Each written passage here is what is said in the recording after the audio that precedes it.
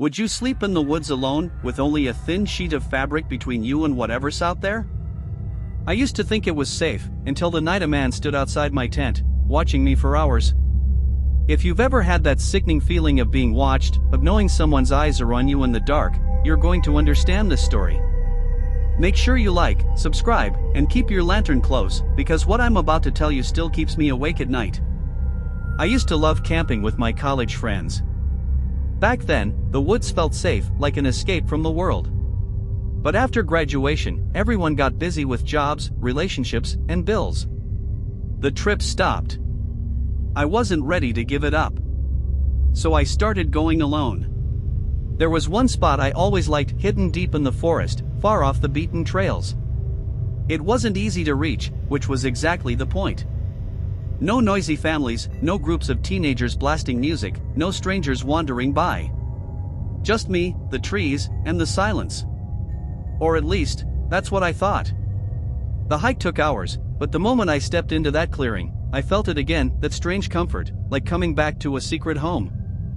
I pitched my tent, set up my small stove, and unpacked my gear. Everything was routine. Everything felt right. Until he showed up. A man wandered into the clearing. At first glance, he looked like just another hiker. Backpack, boots, simple clothes. But there was something off. His pack was small, too small for camping. No sleeping bag strapped on, no tent poles, no cooking kit. Just bare essentials. And the way he stood there, scanning the clearing, like he wasn't looking for a trail or a rest stop. Like he was looking for me. We exchanged that awkward half-nod strangers give. He didn't smile. Didn't say a word. Just walked to the far edge of the clearing and sat down. I tried to shake it off. Maybe he was just resting. Maybe he was waiting for someone.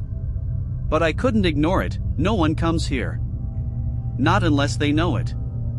As the sun sank, I watched him. Around 6, he stood up and walked toward the path leading out. That gave me some relief. It was late to be leaving, but fine. Good. Alone again. I boiled water, ate a freeze-dried meal, and let the silence of the forest settle over me. For a moment, I missed the crackle of my friends' laughter, the glow of a campfire. But I told myself solitude had its own beauty. When the last light faded, I crawled into my tent, clicked off my lantern, and let the dark swallow me. I don't know what time it was when I woke up. Only that something pulled me out of sleep. A sound. Footsteps. Slow. Measured. Crunching softly against dirt and leaves. I froze, every nerve sparking awake. The steps came closer. Closer. Then stopped. Right outside the clearing. I reached for my lantern with shaking hands, flicked it on, and unzipped my tent. And there he was. The man from earlier. Standing exactly where he had been sitting before. Just standing. His silhouette was black against the trees, 20 feet away, perfectly still. Hey, my voice cracked. I swallowed hard. Hey, you okay out there? Nothing. Not a shift.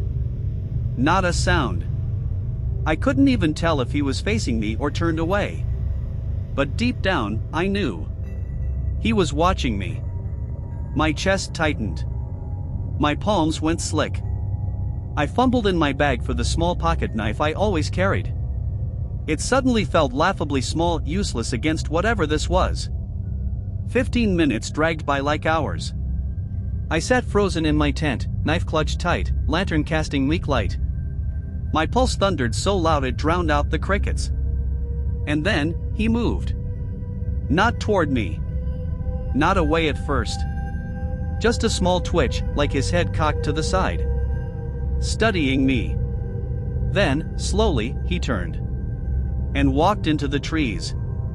The sound of his footsteps faded into the forest, swallowed by the night.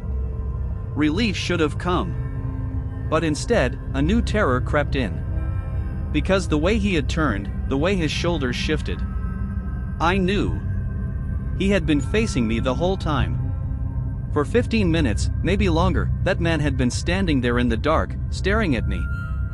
I didn't sleep again. Couldn't. Every sound outside became his footsteps. Every shadow was his silhouette. I sat in that tent, blade in hand, until the sky grew pale and the first birds began to sing. When the sun finally rose, I packed in a frenzy. My gear was jammed, sloppy, but I didn't care. I needed to leave. The trail back felt endless. Every snapped twig behind me made my stomach lurch. I didn't stop moving until I reached my car, slammed the door, and locked it. Only then did I breathe. I never went back. I still don't know what he wanted. Maybe nothing. Maybe he thought he was scaring me. Or maybe he was waiting for me to fall asleep again. And the worst thought? What if I hadn't woken up? It's been years since that night, but I still see him when I close my eyes. That shadow in the trees. That silence. That unbearable weight of knowing someone is watching you and enjoying it.